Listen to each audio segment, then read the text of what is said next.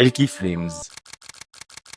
اي فيديو اديتور عارف ايه الكي فريمز وعارف بيستخدمها امتى وليه، بس عمرك سالت نفسك انت فاهم الكي فريمز صح ولا لا؟ الكي فريمز بتعتمد في الاساس على انها بتغير لك قيمه معينه في فتره زمنيه معينه وكمان بسرعه معينه، بس عمرك سالت نفسك ليه السبيد جراف في افتر افكت بيبقى شكله عامل كده؟ تعال ابسطها لك شويه. تخيل معايا عربيه المفروض تتحرك من النقطه الف للنقطه ب بسرعه 100 كيلو متر في الساعه. العربيه المفروض انها واقفه عند النقطه الف وهتمشي تتحرك للنقطه ب، فبالتالي ان سرعتها عند النقطه الف والنقطه ب هتبقى صفر برضه، بس في النص هتوصل في نقطة معينة للسرعة 100. فعشان كده السبيد جراف بياخد الشكل ده لأنها بتطلع من صفر ل 100، وعشان تقف في النقطة ب لازم تنزل تاني للصفر. وهنا بقى انت اللي بتحدد امتى توصل للسرعة 100 سواء كان بسرعة او ببطء. بتستخدم السبيد جراف وتبدأ تحرك. فلو حركنا السبيد جراف من النقطة ب للنقطة ألف هتلاقي سرعة العربية بتبدأ بسرعة جدا وتنتهي ببطء شديد. ونفس الكلام لو عملت العكس. ده كده شرح مبسط شوية للكي فريمز علشان أغلبنا بيستخدمها ومش فاهم آلية شغلها عاملة ازاي. فلو في حاجة تانية انت مش فاهمها وعايزني اشرحها لك او حاجة تانية بتستخدمها ومش عارف هي بتشتغل ازاي اصلا، اكتب لي تحت في الكومنتات وانا هشرحها لك.